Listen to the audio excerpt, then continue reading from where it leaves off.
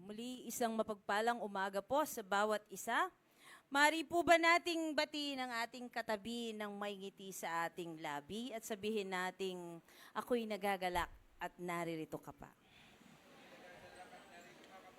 Amen. Gising pa po ba tayo? Alright. So, ang aking po o ang naatasan sa akin sa araw na ito ay ang ika-anim na huling salita ng ating Panginoon. At ito po ay ang salitang, it is finished. No?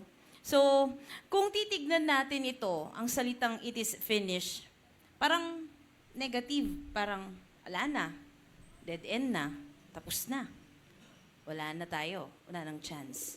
Pero, alam niyo po ba na ang salitang it is finished, ibig sabihin, victorious na tayo? Kasi po, napagtagumpayan na ng ating Panginoon. Not supposed to be defeated tayo. Pero dahil sa kanyang sakripisyo para sa atin, tayo po ay nagtagumpay. Amen po ba?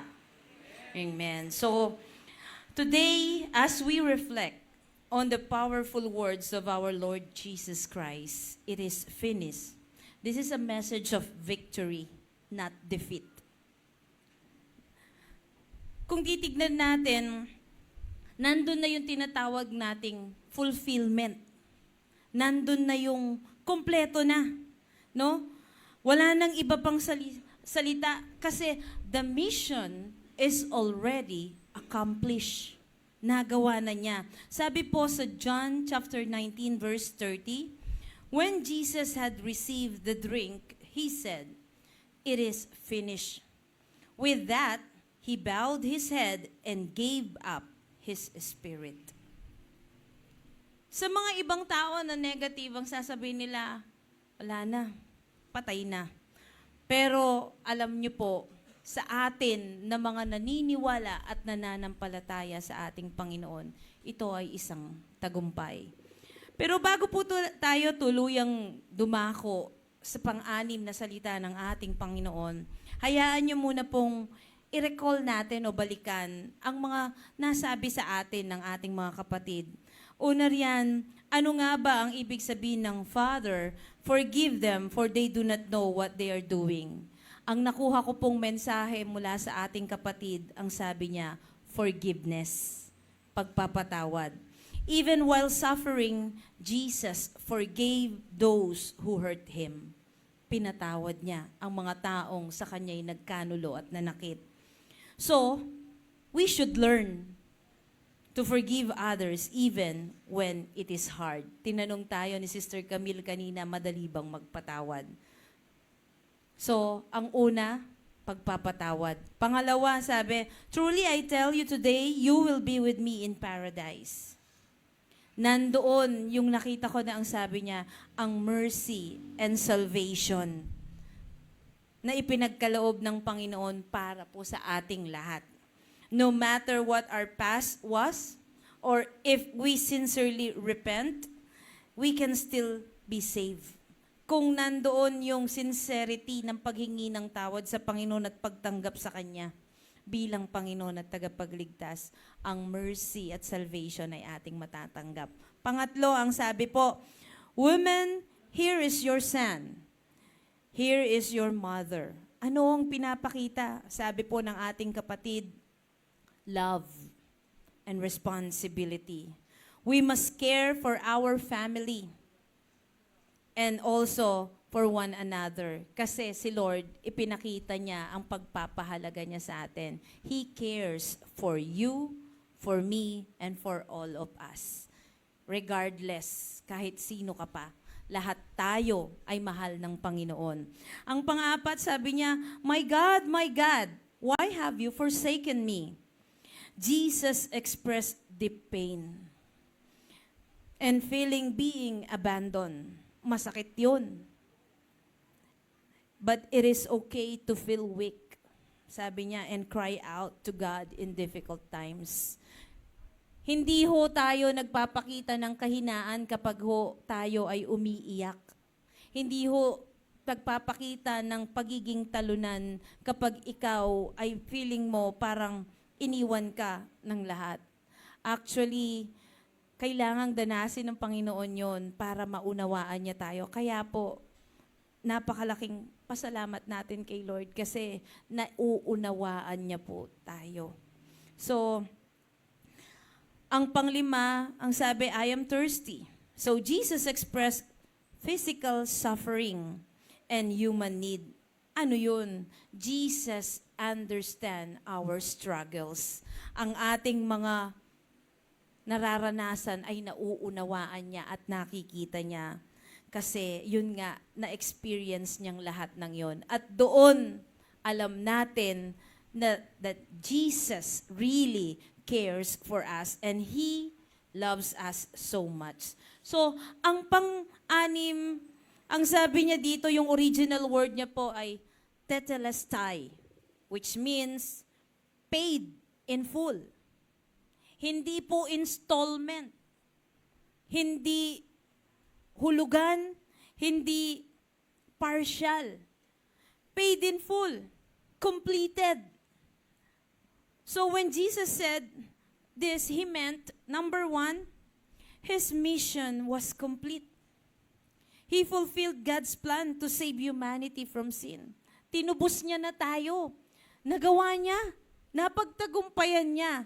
Sabi po sa Colossians chapter 2 verse 13 to 14, He forgave us all our sins. Hindi po some of our sins, but all, lahat ng ating kasalanan, having canceled the charge of our legal indebtedness.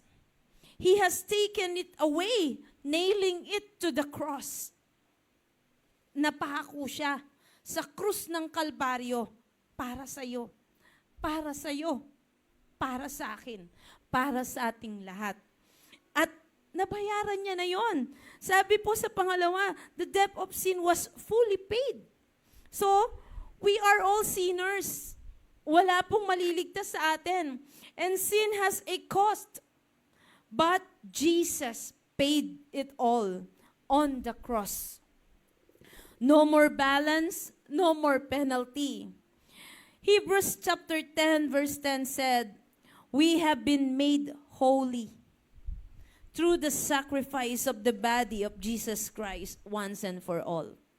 So, Jesus and the final sacrifice. Pag sinabi nating final sacrifice, the sacrifice was enough. Hindi mo na kailangang magpapako ulit sa krus. Hindi mo na kailangan ulit magsakripisyo. Hindi mo na kailangang parusahan ulit ang sarili mo. Kasi, no need for repeated sacrifices. Jesus is the final and perfect sacrifice. Namatay na siya para sa'yo. Huwag mo na siyang insultuhin. Huwag mo nang sabihin parang, oh Lord, ako na ulit magtutuloy. Hindi po. It is finished, sabi ni Lord. Sabi niya, pati kasama na doon yung sakit at karamdaman mo. Kasama ng napako sa krus ng Kalbaryo. At hindi mo na kailangan pang mag-suffer para lang sabihin that you are holy. That you are already have the glory kasi kailangan mong gawin to, kailangan mong hugasan ang sarili mo. No. Ang sabi po sa Isaiah 53 verse 5, by His wounds, we are healed. Magaling ka na.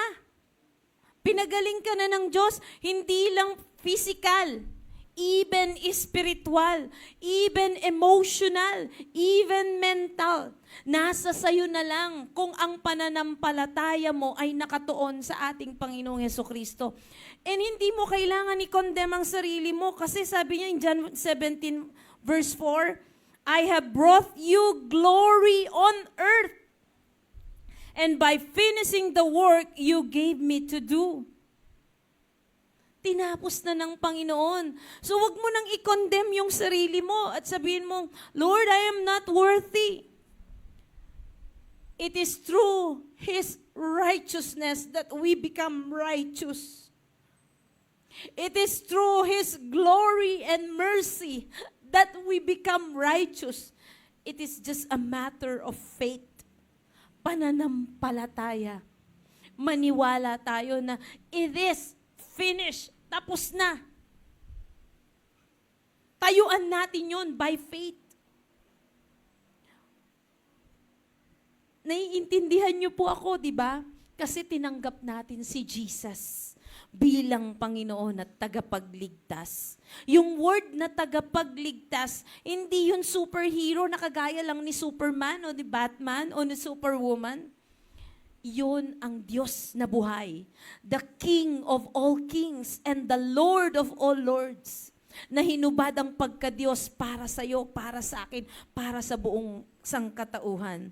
And Hebrews chapter 9 verse 12 said, He entered the most holy place once for all, thus obtaining eternal redemption. Ibig sabihin, walang hanggan. Hindi na yun matatapos. So, we have the victory. Ang sabi ng 1 Corinthians chapter 15 verse 57, thanks be to God. He gives us the victory through our Lord Jesus Christ. Kaya nga palaging sinasabi sa atin ng ating pastor, walang Kristiyanong weakling, walang Kristiyanong duwag, walang Kristiyanong talunan. Dahil kung ang pananampalataya mo kay Jesus ay matibay at matatag at nakaangkla ka sa Kanya, kailanman hindi mo isipin na ikaw ay talunan. But instead, you are victorious. And John 16 verse 33, ang sabi niya, take heart. I have overcome the world. Kung napagtagumpayan ng Diyos ang mundo, napagtagumpayan na natin ito sapagkat tayo ay anak ng Diyos. Tayo na mga sumampalataya sa Kanya at kinilala si Jesus bilang Diyos at tagapagligtas, napagtagumpayan na natin ang mundo. Kaya kung naiisip mo minsan nangihina ka, isipin mo ang ginawa ni Jesus para sa'yo. Naniniwala ako, lalakas ang faith mo. Alam niyo po, ang sinasabi sa atin, merong tatlong transformative meaning. Ang una, His mission was complete. Ang pangalawa, the debt was fully paid. Ang pangatlo, the sacrifice was enough. Yung lamang pong tatlo na yon ay makikita na natin na fulfilled na ni God ang plano niya through Jesus. Ang pangalawa, we are all sinners. Pero nang dahil kay Jesus, tayong lahat ay napatawad na at nahugasan ng banal na dugo ng ating Panginoon. At ang sakripisyo ng ating Diyos, hindi na kailangang ulit-ulitin. Dahil siya lang sapat na. Si Jesus sapat na. Walang sino man ang pwedeng higitan o tumbasan ang ginawa ni Jesus para sa ating lahat. In Romans chapter 8 verse 1, there is now no condemnation for those who are in Christ Jesus. Wala nang condemnation para sa atin. It is through faith. No? And in Philippians chapter 1 verse 6, ang sabi po doon, He who began a good work in you will carry it on to completion. Bakit po ba ito ay mahalaga? This is not just a history na pinag-aaralan sa school. This is personal sa atin bawat isa. We are forgiven. Sabihin nyo nga po, I am forgiven. Bakit? Because of Jesus. Our sins are forgiven. We don't need to carry guilt forever. So stop condemning yourself. Sinabi ng salita ng Diyos, you are forgiven. Tayuan mo yun. Pinatawad na ang iyong mga kasalanan. Nabayubay na si Jesus sa krus ng Kalbaryo para sa iyo at para sa akin. Pangalawa, we are free. Sabihin nyo nga po, I am free. Pag sinabi nating I am free, I am free from every sickness. I am free from poverty. I am free from bankruptcy. I am free from every rejection. I am free from every sin. Kasi we are no longer slaves. Dahil pinalaya na tayo ng ating Panginoong Yesus, and we have the hope.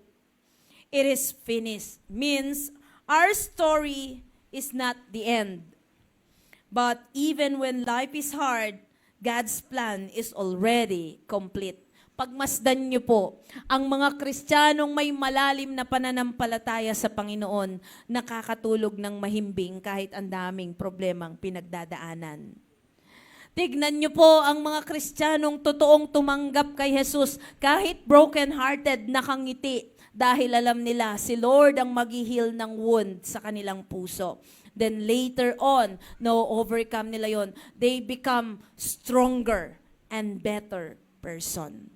Alam niyo po, the application in our daily life, living out this truth, sabi po niya sa akin pong pangwakas, sabi niya, stop living in guilt. If Jesus already paid for your sins, why are you still punishing yourself?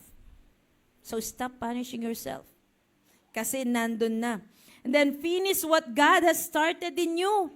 Tapusin mo kung anong sinimulan ng Diyos. Napakapalad po natin dahil pinili tayo ng ating Panginoong Jesus.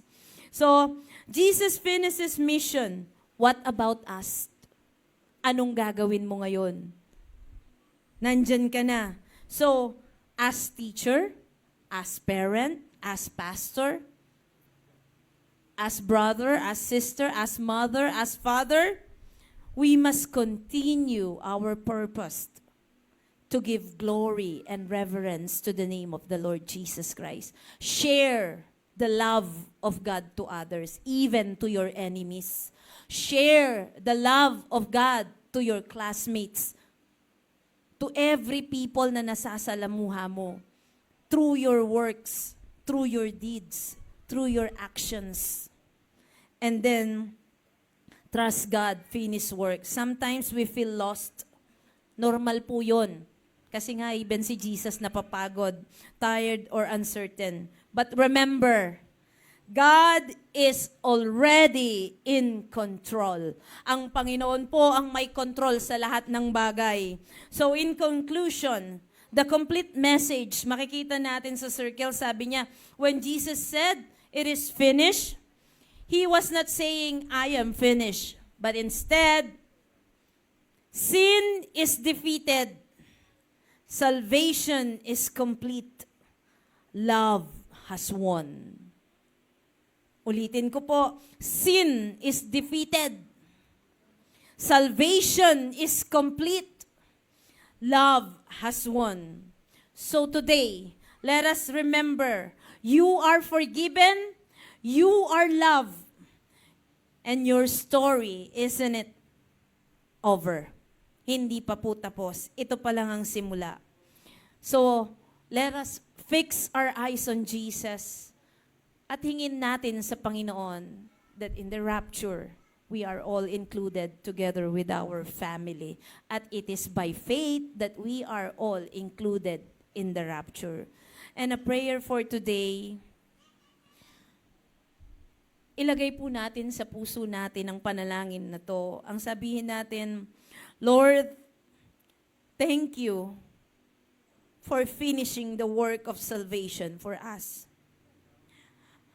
Help us to live in your grace, not in guilt. Teach us to trust you and fulfill our purpose in life. Thank you for your victory, for your love, and your finished work. In Jesus' name, this all we pray. Amen. Palakpakan po natin ang Panginoon, isang palakpak ng tagumpay para sa ating Diyos na buhay. Purihin si Jesus.